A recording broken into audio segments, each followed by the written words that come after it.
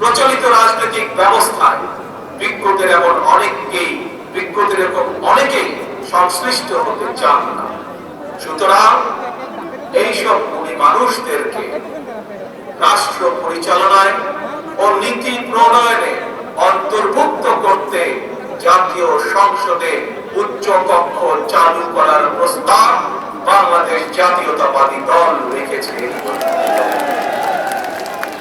রাজনৈতিক এবং রাষ্ট্র পরিচালনায় গুণগত পরিবর্তন আনতে না পারলে আমাদের আজকের এই বিপ্লব কাঙ্ক্ষিত ফল মিলবে না।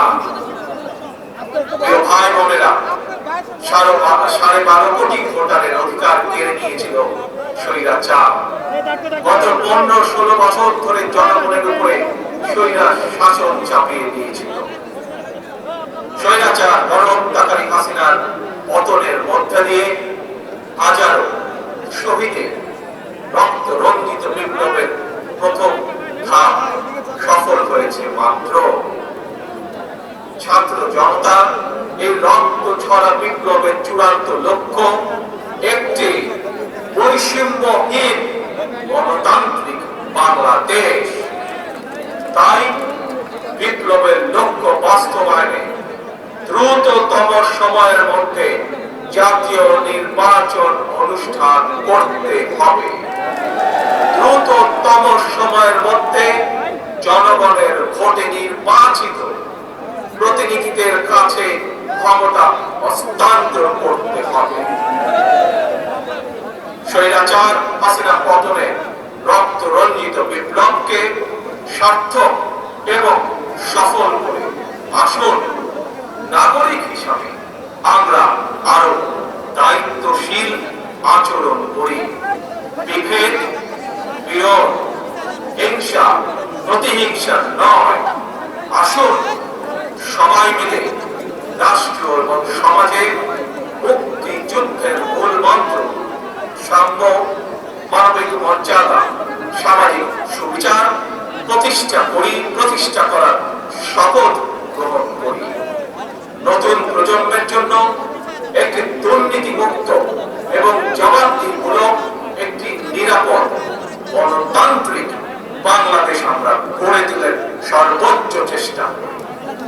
ছাত্র জনতা ঐক্যবদ্ধ বিপ্লবের মধ্য দিয়ে 2024 সালের 5ই আগস্ট বাংলাদেশ দেখেছে আরেকটি বিজয়।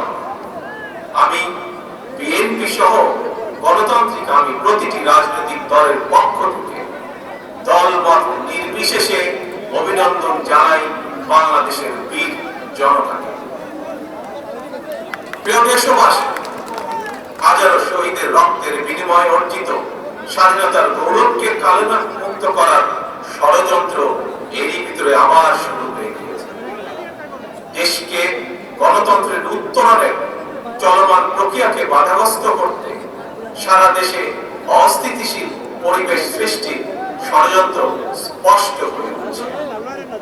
প্রশাসনের প্রতি আহ্বান, শক্ত হাতে আইন শৃঙ্খলা নিয়ন্ত্রণ করুন, প্রতিটি মানুষের নিরাপত্তা নিশ্চিত করুন। ধর্ম, বর্ণ পরিচয়ের কারণে কেউ যেন নিরাপত্তাহীনতায় না থাকে, সবার আগে সেটি নিশ্চিত করতে হবে। দেশের বর্তমান পরিস্থিতিতে বিএনপি সহ বাংলাদেশের গণতন্ত্রের পক্ষের দলগুলো দৃষ্টি আকর্ষণ করে বলতে চায়, ষড়যন্ত্রকারীদের এই নৈরাজ্যের কাছে আমরা হার মানতে পারি না।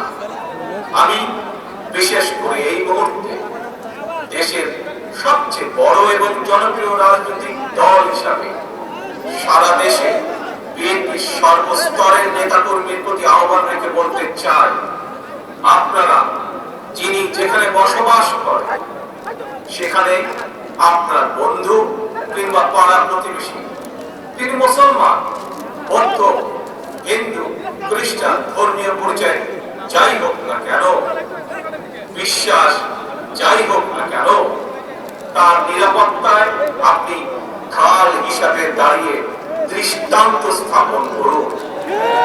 আমাদেরকে মনে রাখতে হবে, বাংলাদেশে ভূখণ্ডে বসবাসকারী প্রত্যেকটি মানুষের একটি এটি হচ্ছে আমরা বাংলাদেশী। প্রিয় ভাই বোনেরা, আরেকটি বিষয়ের প্রতি আপনাদের দৃষ্টি আকর্ষণ করে কথা বলতে চাই। একটি সভ্য এবং গণতান্ত্রিক রাষ্ট্রে পুলিশ অপরিহার্য। পুলিশ জনগণের শত্রু নয়। গণহত্যাকারী হাসিনা বিনা ভোটে ক্ষমতায় থাকার জন্য আইন শৃঙ্খলা বাহিনীকে জনগণের শত্রু হিসাবে দাঁড় করিয়েছে। তবে আমি বিশ্বাস করি, বিএনপি বিশ্বাস করে, বাংলাদেশের গণতান্ত্রিক রাজনৈতিক দলগুলো প্রত্যেকে বিশ্বাস করে, পুলিশের ভেতরে একটি চক্র ছাড়া অধিকাংশ পুলিশ কর্মকর্তা এবং সদস্য চাকরি বিধি মেনে, দেশের আইন কানুন মেনে দায়িত্ব পালনের চেষ্টা করছে।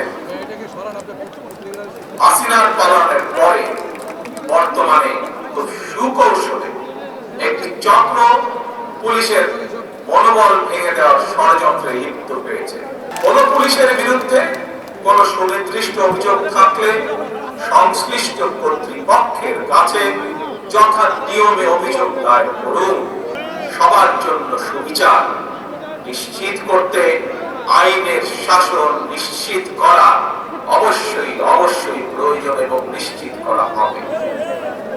প্রিয় ভাই বোনেরা, দেশে কিংবা প্রবাসে এমন